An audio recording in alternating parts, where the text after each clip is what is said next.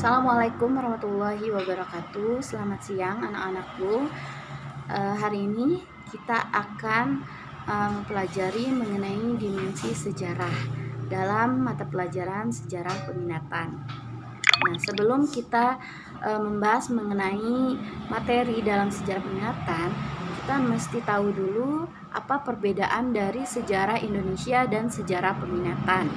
Sejarah Indonesia mencakup mengenai materi-materi sejarah khusus Indonesia, jadi mencakup wilayah Indonesia saja.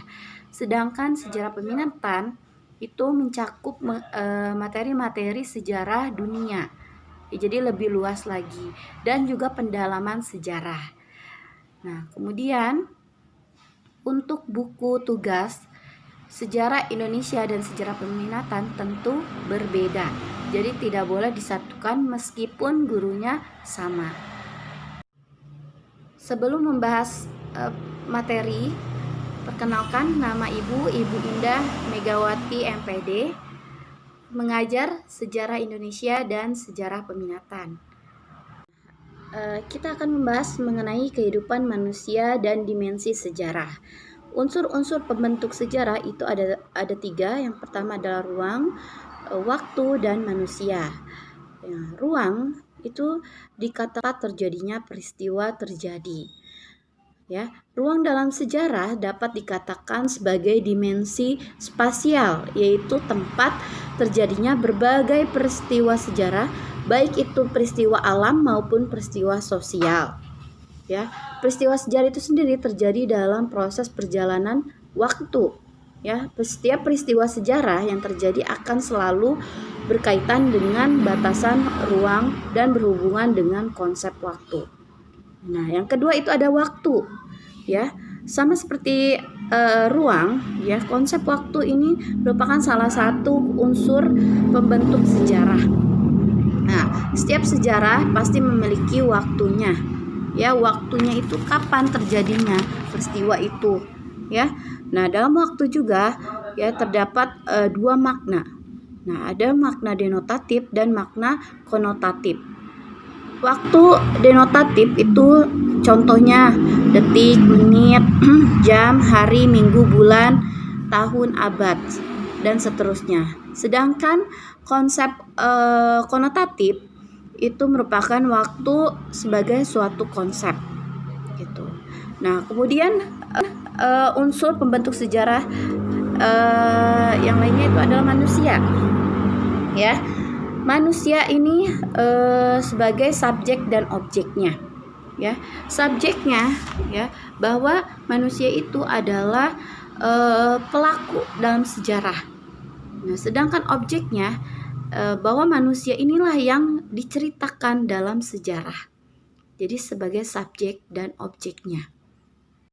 Konsep waktu memiliki 4 aspek. Yang pertama itu adalah perkembangan, di mana perkembangan ini merupakan perkembangan suatu masyarakat yang terjadi apabila masyarakat secara berturut-turut bergerak dan dari bentuk satu menuju bentuk yang lainnya. Ya, misalnya apa perkembangan? Berarti perkembangan itu semakin banyak. Contohnya jumlah penduduk Indonesia dari tahun ke tahun itu semakin lama semakin meningkat.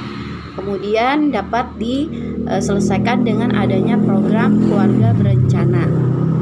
Ya, yang kedua adalah kesinambungan. Jadi terjadi apabila suatu masyarakat baru hanya mengadopsi lembaga-lembaga lama.